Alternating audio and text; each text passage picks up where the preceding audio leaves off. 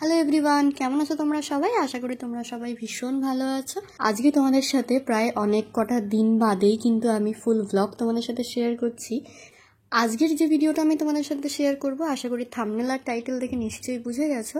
গিয়েছিলাম সোলার ডোম মিউজিয়াম, যেটা কিনা একদম ইকো পার্কের ভেতরেই। তোমরা যদি ইকো পার্কের গেট নাম্বার 3 দিয়ে এন্ট্রি নিতে চাও তাহলে এই মিউজিয়ামটা একদম কাছে পড়বে। ভিজিটার্সদের এন্ট্রি ফিস ছিল হচ্ছে 200 করে, আর তোমরা যদি রোবট রেন্টে নিতে চাও সেটা তোমরা 100 করে পার হেড পাবে। এই চার্টটা যেটা আমি ভিডিওতে তোমাদের দেখাচ্ছি একদম গ্রাউন্ড ফ্লোরেই সেটা তোমরা পেয়ে যাবে। কোথায় কি কি কোন ফ্লোরে আছে সেগুলো তোমরা পজ করে দেখে নিতে পারো। এটা কিন্তু একটা ইলেকট্রিক কার। একদম এন্ট্রি করার পরেই রাইট সাইডে কিন্তু তোমরা এই জিনিসটাকে দেখতে পারবে। এই সোলার ডোমের ভেতরে একটা কৃত্রিম সূর্য প্রতিষ্ঠা করা হয়েছে, যেটা কিনা তোমরা এই স্ক্রিনে দেখতে পারছো। ঠিক এই একই জিনিস আমরা কিন্তু আকাশেও দেখতে পাই, কি তাই তো? এই ব্যক্তিটি যাকে তোমরা স্ক্রিনে দেখছো, ইনি হলেন নিকোলা টেসলা, যাকে আমরা ফাদার অফ এনার্জি নামে চিনি। আমার ফেস রিয়াকশন দেখে তোমরা নিশ্চয়ই বুঝতে পারছো আমি কিন্তু একদম বিশ্বাস করতে পারছিলাম না এই মূর্তিগুলো একদম আসল না নকল। কিন্তু একটা টাইমের পরে নিজেকে বিশ্বাস করালাম যে এগুলো কিন্তু সিলিকনের তৈরি। যেমনই হোক, দেখতে কিন্তু একদম অরিজিনালের মতন।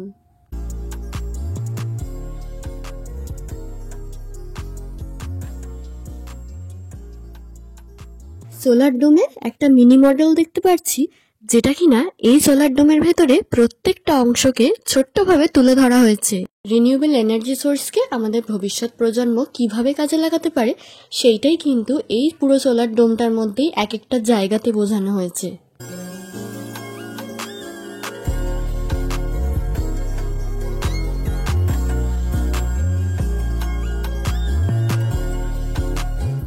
এই স্ক্রিনগুলো যে তোমরা দেখতে পাচ্ছ, এটা হচ্ছে টানেল কার্ভ স্ক্রিন। আর এই স্ক্রিনেই বোঝানো হয়েছে আমাদের এই পৃথিবী আস্তে আস্তে করে কিভাবে ধ্বংসের পথে এগিয়ে যাচ্ছে। Global warming, green house effect, climate change, এইগুলোই কিন্তু এখানে তুলে ধরা হয়েছে।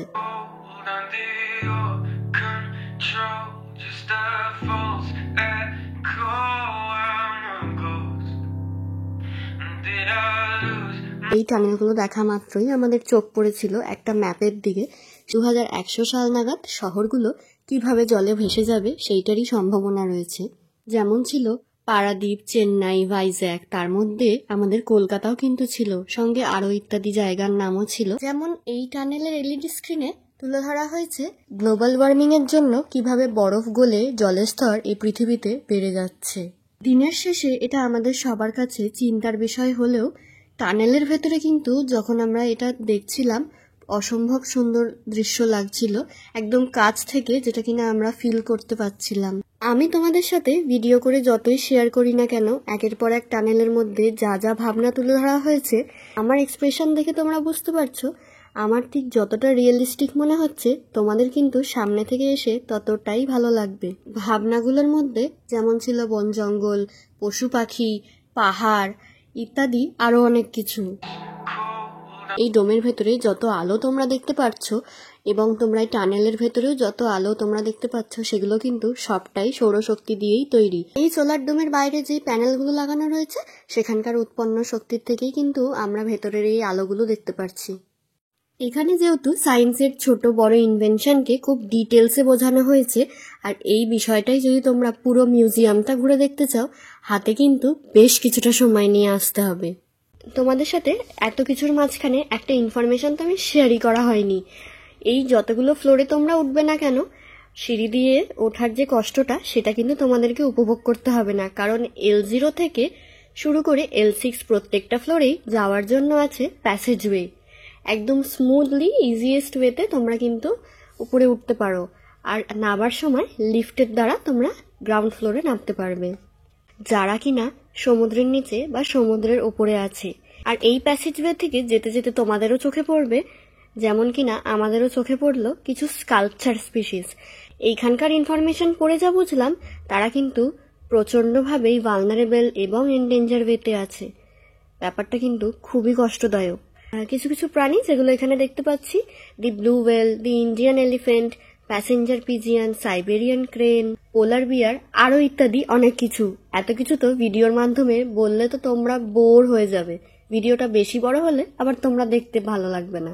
এরপর গেলাম ভিশন থিয়েটারে, যেখানে কিনা প্রজেক্টরের মাধ্যমে দেখানো হয়েছে বিভিন্ন রিনিউয়েবল সোর্সেস আমরা ডেইলি লাইফে কিভাবে ইউজ করতে পারি। আর এটা দেখার জন্য কিন্তু তোমাদেরকে দাঁড়িয়ে দাঁড়িয়ে দেখতে হবে না, তোমরা রিল্যাক্সলি বসে বসেও দেখতে পারো।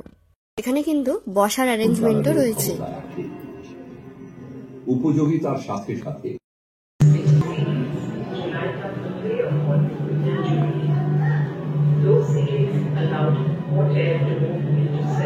ভিডিওর মাধ্যমে আমি কতটা তোমাদের সাথে শেয়ার করতে পারছি বা তোমাদেরকে বোঝাতে পারছি আমার ঠিক জানা নেই, তবে তোমরা যদি সামনে এসে দেখো তোমাদের কিন্তু আমার মতনই ভীষণ ভালো লাগবে। ফাদার অফ ইলেকট্রিসিটি নামে যাকে আমরা চিনি, মাইকেল ফ্যারাডে, এখানে কিন্তু তারই একটা স্কাল্পচার রাখা রয়েছে।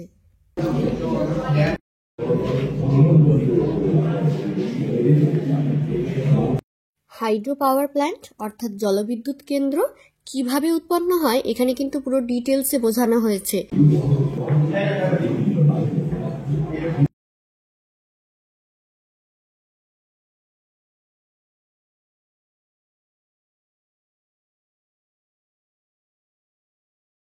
কিভাবে কি হচ্ছে আমরা কিন্তু সমস্তটাই নিজের চোখেই আমরা বুঝতে পারছি। আরও নিজেদেরকে বোঝানোর জন্য আমরা কিন্তু এখানে কিছু লেখা যেগুলো রয়েছে সেগুলোও পড়তে পারি। সবার সুবিধা বুঝেই ইংলিশ বাংলা দুটোই এখানে মেনশন করা রয়েছে।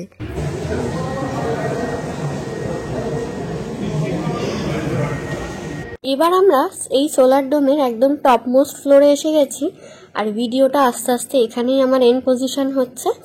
ওই যে আমি ভিডিওর শুরুতেই বলেছিলাম যে তোমাদের এই পুরো মিউজিয়ামটা কভার আপ করতে গেলে কিন্তু হাতে বেশ কিছুটা সময় নিয়ে আসতে হবে। আর মিউজিয়ামটা পুরো যখন ঘুরে দেখা হয়ে যাবে তখন যদি শরীরে একটু ক্লান্তি মনে হয়, ক্লান্তি দূর করার জন্য রয়েছে কিন্তু ফুড কোর্ট, তোমরা সেখানে বসে চা, কফি, স্ন্যাক্স সবকিছুই খেতে পারো।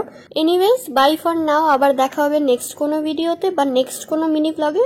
ততক্ষণ অবধি সবাই খুব ভালো থেকো, সুস্থ থেকো।